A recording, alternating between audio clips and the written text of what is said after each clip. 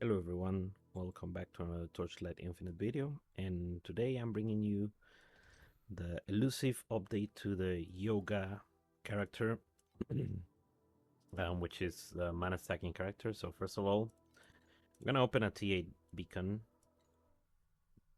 This is just regular T8, no profound, just a regular map. We're gonna be using this. This one has these active traits at the moment, which is mostly folklores, dream, some resonance, and this is pretty much the tree I was using to farm T7s. And also, monsters have additional life from this profound constellation, so 30% additional max life. So they are slightly chunky. I'm not gonna be adding resonance yet. So first of all, we pick the dream, nightmare, again a red bubble, Netherrealm. Maybe Netherrealm starts being better in T8. I can give this a try. I have one at least. So we're gonna chase the lightning.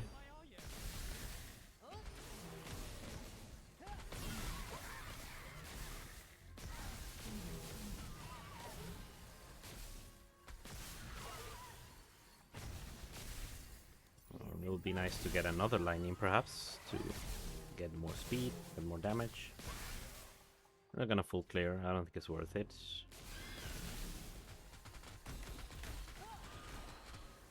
So this is what the clear looks like without lightning. Of course I will continue to use the lightning because I like speed. I was using it in T7, so I might as well also use it in T8. I don't see a reason why not. Those are rares. Rares are somewhat beefy. I'm gonna do this. God of Machines. Careful with that. There you go. It's dead. Okay, that was fairly fast. Alright, so what did we do? First of all, let me show you the dummy. The dummy, of course, is a liar. Your damage is more or less than this, but this is a good average for you. So once the blizzard accumulates on a single target, which is the ramp you're waiting for, we're doing 1 billion damage, basically. A little bit more than that. The expenditure was high in terms of FE, so this is a little bit of the things that I purchased. I bought this important pedigree, which is 400 FE, which has open wounds. Open wounds allows me to get 125% critical strike damage. It's pretty good. It's a multiplicative increase. And then and beacon. Okay, so that's why I paid 400 for this, mainly because of beacon. Then I bought this to try, but then I bought this false god skin with double lint mod with damage per high stat and energy shield per high stat and 10% additional stats just to get more energy shield. And then I bought this Archmage hands, which is almost max rolled. This value I wanted to get it lowered so that I could get the maximum benefit from this mod to 100% additional spell damage. I wanted the skill cost to remain high, so this is almost perfect. The maximum is 50. And then the damage taken from mana before life doesn't matter because we're energy shield based, and a maximum 50 cold resistance, pretty good. It allows me to cap cold resistance easily. As you can see, cold resistance is my highest one. Okay, so now that that's out of the way, let's go over the gear. I'm using When Winter Come because I settled on using Blizzard. I think it's good. I think it's very competitive at the moment. And this gives me +1 wave, and it reduces the enemy elemental resistance by 1% up to 12% with this roll that I have. So that is -12 enemy resistance. Pretty good. Then the False God skin, to stack more intelligence, I'm at up to 600 intelligence at the moment, which gives me a bunch of mana and a bunch of ES. Still using the same compensatory life, but I got a better roll, which is this one. 5% spell damage for every 100 mana consumed recently, up to 100. So consuming 300 mana for us recently is it might be it might be that we're maxing that out. This has a cast rate of 3, so 3 casts per second, which means that we're spending 50. We're spending 49 mana per second, so 49 times 3. We're spending 147 mana per second, and recently is 4 seconds. So every 4 seconds we're spending 558 mana. This stacks with 100 mana consumed, so you only need to do this. Actually, you need to do this a bunch of times to be able to maximally benefit from this, which is probably not at the moment the most damage we're getting. We're getting the most damage from this item, from this spell amplification. The mana regen speed is pretty good on it, but this is 30 roughly. This is 40%, probably like 40% damage. So if you look at that, yes, 30% at level 16, so it's roughly 40% additional damage from this item. And just by virtue of not being on low life.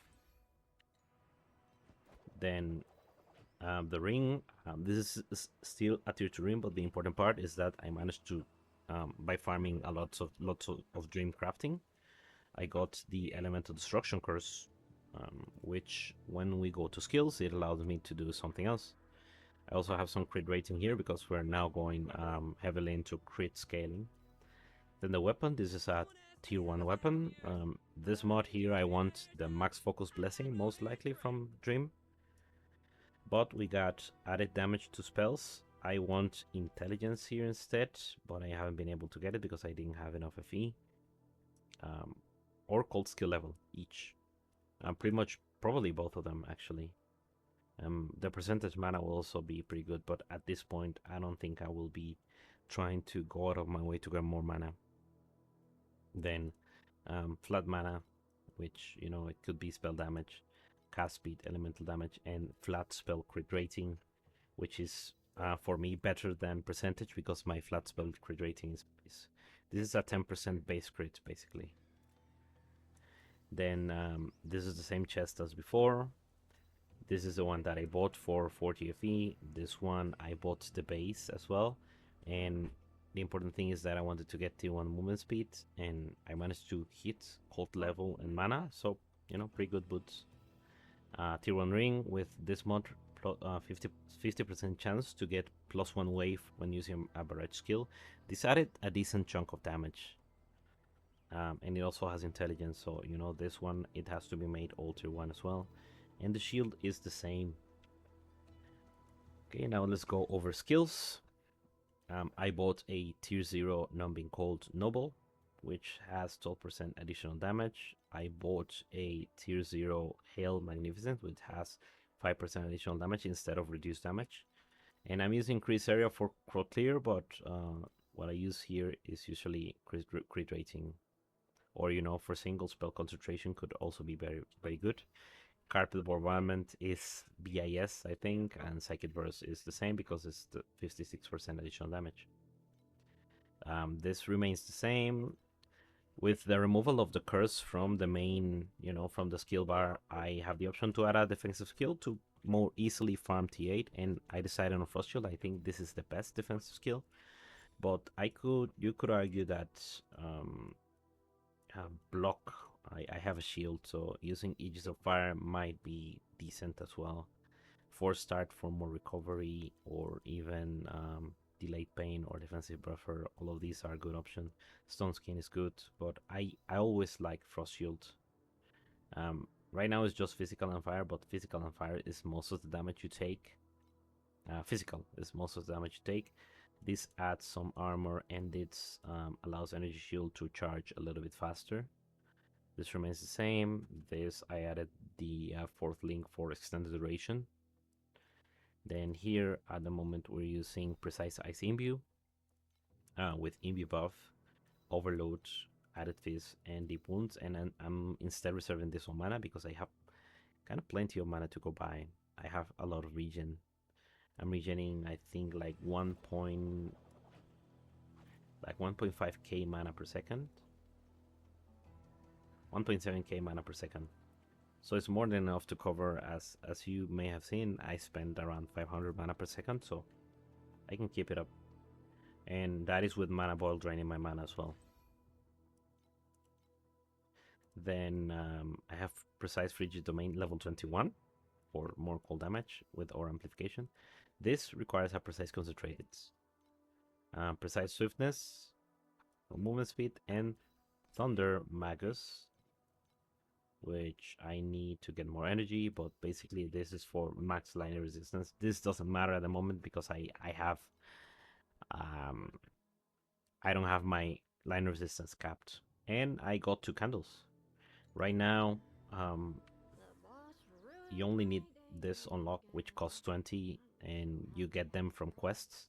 So this is the most Eterna that I will do from on this season. I don't like doing all of this every season. I think it's very, very, very tedious. So I stray away from Eterna at all.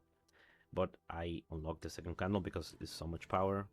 And I'm getting here, there's a chance to get another barrage wave, some cooldown speed, imbue buff effect, and this one is the Soul Eater candle. Basically, it makes your clear faster, it allows you to farm faster. It's very good for that.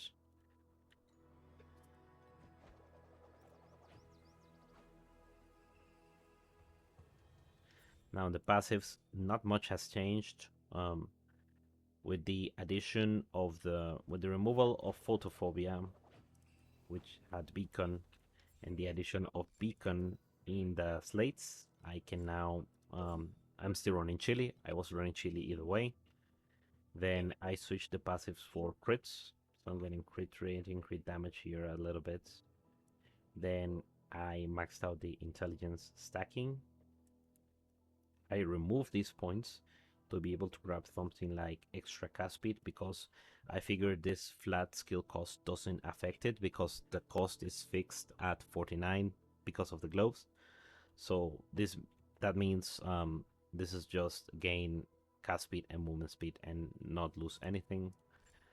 With Arcanist, I did something similar, so I focus on getting mana, crit rating, crit damage, then the focus blessings, max mana.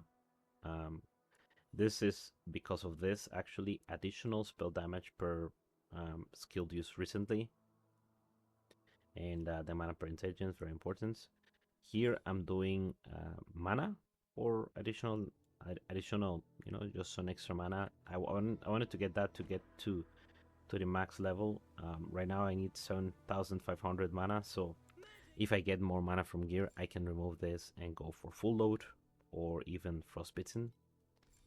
And then I'm switching between Mind Focus and Frozen Lotus. Again, this 100% additional skill cost doesn't really affect us, and actually Frozen Lotus is more damage than full load.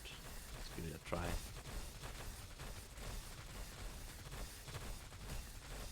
As you can see, it ramps up faster beyond 1 billion. It's fairly similar, fairly similar, but yeah, it's slightly better, just slightly better. I think once I get focus blessings on my rings, Mind Focus will start to take over, and then it will be worth for me to actually start stacking mana again. At the moment, mana is just, not something that is mega worth stacking without this being super high. Then here is Bunch and Play Safe, same thing. Again, cast speed, I went for the crit nodes. I got this node to help my defense a little bit, to more easily farm T8. Some extra elemental resistances really helps the cause. And then this still charge on low energy shield, in stacking crit damage per focus blessing and the +1 spell burst. And then here, so this is one of the biggest change. I removed 2 slates, which were let me see where they are. So I removed this one, which is cannot be interrupted, because I now have defensive layers. So this kind of solves that situation for me. Yes and no, because it's not permanent, but you have to make some sacrifices. I lost 5% movement speed too, which is not a huge deal, and I lost this +1 slate, which might or might not be better than this slate. It might. So I will probably toy with that around. But the important is that I want to add the pedigree. Then here, still this one to gain the tenacity and agility blessings. +1 max spell boost, you have to have this here. +1 level and penetrate elemental resistance per element on the enemy. Now, one important thing is that we're using open wounds. This requires that I apply trauma. Trauma is a physical ailment which you need base trauma to be able to apply it. You can get base trauma on, I don't know, there are some sources of base trauma. The weapon is one of them, but I don't think you can get that on once. And so the best thing I figured to solve that is getting added physical damage and adding open wounds to precise size imbue. So this is basically my source of trauma.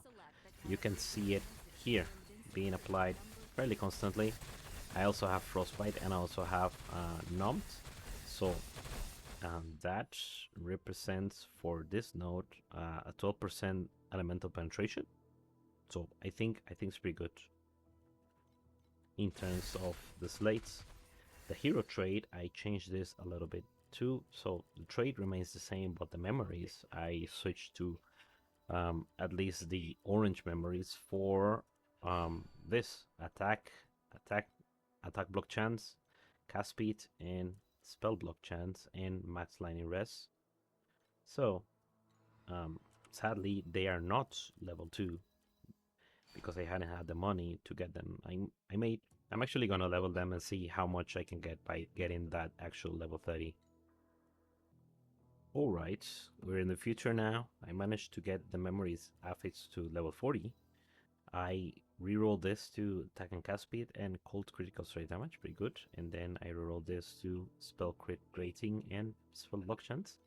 And this gives me this to level 2. Let's now give it a look.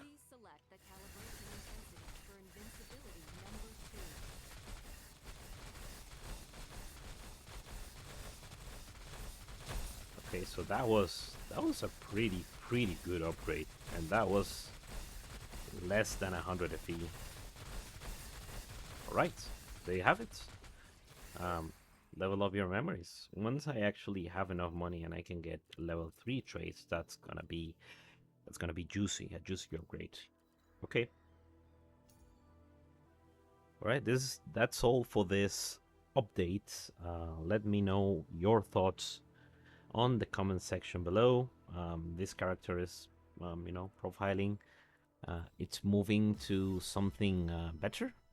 So let's see.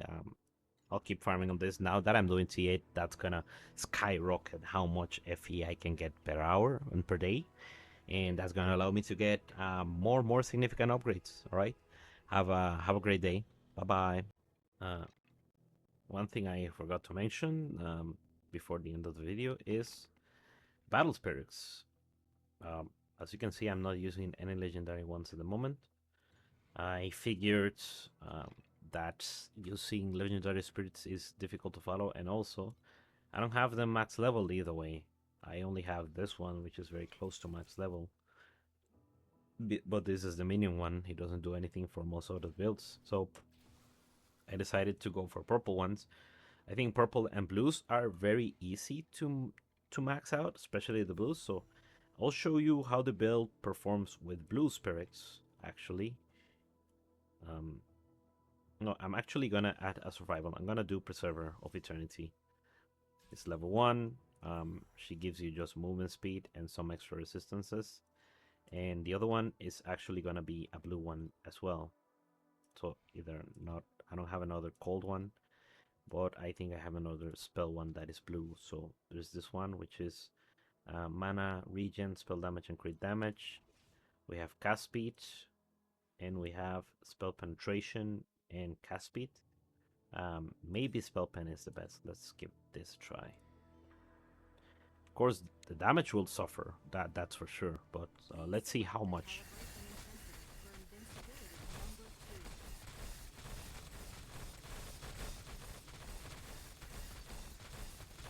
So still above a billion. I lost maybe 200 million from that switch, but I can recover it if I add another blue spell damage one. So let's give that a try. Let's do this one that has crit damage. Let me see how much crit damage it is actually. 10. It's just 20% crit damage. I don't think that's great. I think double damage is better. So at least 4% chance to deal double damage, which is not readily available in the anymore. Some extra cast speed and movement speed. So let's give this a try. It'll probably not give me back 200 million, but it should bring me a little bit closer to where we were before. Okay. So as you can see, the blue pets are good. If you can max out the blue pets, I will suggest you do that and don't worry too much about having purple pets, honestly. But I'm going to continue to use the Preserver of Eternity because I lack the extra movement speed, and now that I am farming T8s, having capped resistances is going to be mandatory, especially erosion. I need to work on erosion. Alright, now that's actually the end of the video. Thank you so much for watching up until this point, and have a great day.